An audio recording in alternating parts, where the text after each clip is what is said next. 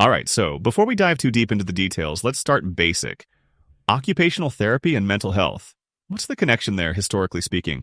Great question, Tim. So, back in 1917, when occupational therapy or OT was first becoming a formal profession, mental health was actually one of its foundational areas. Practitioners worked closely with individuals dealing with mental illnesses, using purposeful activities to support recovery and reintegration into daily life. Wait, so you're saying OT didn't start with physical health recovery, like injuries or strokes? It was mental health from the get go? Exactly. Mental health and OT go way back. It's a little surprising, isn't it?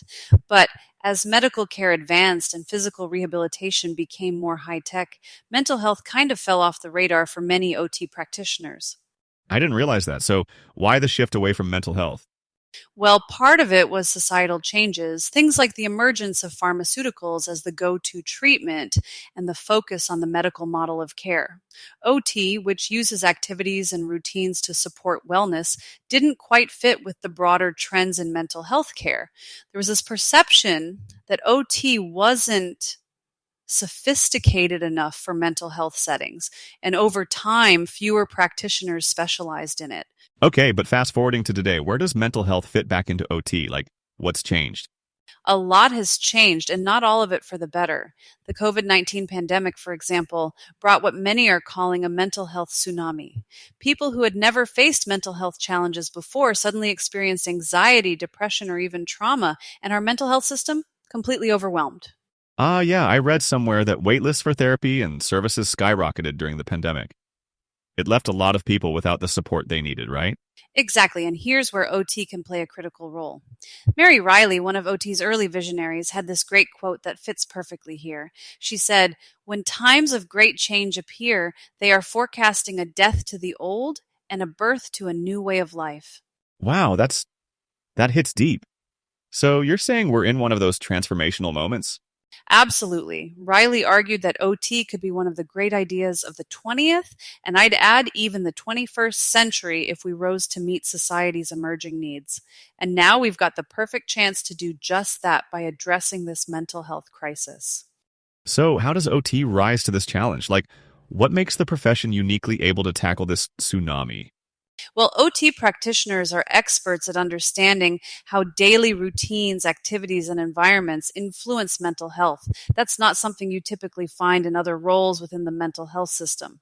We can evaluate a person, design interventions, and use activities to help them navigate their mental health challenges in really practical, meaningful ways. And looking at it today, it feels like that's more urgent than ever, huh? Oh, no question. The pandemic proved how fragile our mental health care systems are, but it also highlighted a huge gap, one that occupational therapy is poised to help fill. You mentioned earlier how OT is uniquely positioned to fill the gap in mental health care. So why do you think it's not more widely recognized as a key player in this area? I mean, it really feels like the profession has this huge untapped potential. Yeah, that's the big question, isn't it? A lot of it comes down to systemic and cultural barriers. For one, media and popular organizations often highlight mental health professionals like psychologists and psychiatrists, which is great. But leaves OT out of the picture. Right. And the general public doesn't always understand how OT fits into mental health. On top of that, we've got things like limited representation in federal programs and organizations. For example, groups like NAMI don't even list OT as a primary mental health profession. That's a huge roadblock. That feels like such a missed opportunity. So, how do you fix that? It's not going to happen overnight, but it starts with advocacy. Practitioners need to get involved, whether that's lobbying for policy changes, joining mental health task forces, or even just educating their local communities. We also need stronger collaboration with other health professions to show how OT can complement what they do. And education, I feel like that's a big one too. Totally. Educators need to emphasize mental health in OT training programs so students see it as a core area, not just a niche. That includes giving them hands-on training in mental health settings, exposing them to real-world challenges early on. Speaking of real world impact, can I share a quick story about my mom? I mean, it's not mental health exactly, but it totally changed how I see OT. Of course, I'd love to hear it. Okay, so when my mom had a stroke a few years back, I was worried sick about her regaining any independence. She could barely use her left side. But then this OT came in and showed her these simple but genius tricks for brushing her teeth, holding a fork, even putting on her shoes. Like it was life changing. I love hearing that. It really highlights how OT focuses on the practical, everyday stuff that can totally transform someone's quality of life. And in mental health, it's the same concept. We're helping people figure out how to rebuild their lives step by step. So it's not just therapy, it's like optimization for real life. I like that, yes, but the challenge is making people see that, and that's where advocacy and public education come in. OT practitioners need to be their own biggest champions. Which I imagine isn't the easiest thing. It's not, no. But if we want policymakers and even the public to take notice, we have to step up and push for a seat at the table. There's no way around it. You know, speaking of advocacy and creating awareness, campuses everywhere seem to be grappling with a surge in mental health concerns. Students overwhelmed by stress, anxiety, you name it. How does OT fit into that picture? That's such an important question, Tim. Mental health challenges in universities have exploded, in part due to the pressures students face, like academic competition, financial stress, and even social isolation. OT can help by creating supports that target their routines, study, habits, and even how they manage stress day to day. Are we talking therapy or is it more like practical coaching? It's both, really. Occupational therapists on campus can work with students to reframe how they approach their daily lives. For someone dealing with anxiety, for instance, we might help them build a routine that balances coursework with self care and physical activity, simple shifts that make a huge difference in their overall well being. So you're like habit designers? Exactly. We help them create systems tailored to their unique needs. And it's not just about managing mental health issues when they pop up, it's also about prevention. By identifying early signs of burnout or stress, we can step in before things spiral out of control. That makes me think, do campuses usually even think to include OT in their health programs? Not nearly enough, unfortunately. Many university health programs are focused more on counseling or medical approaches, which are, of course, crucial.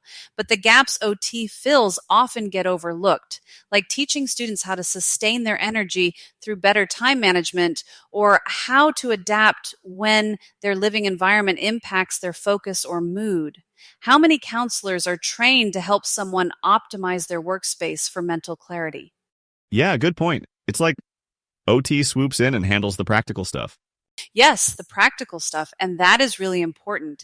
And, another huge piece is advocacy and awareness. The stigma surrounding mental health keeps many students from asking for help. If we educate them about the role of OT and normalize seeking support for routines and mental well being, we could open a lot of doors.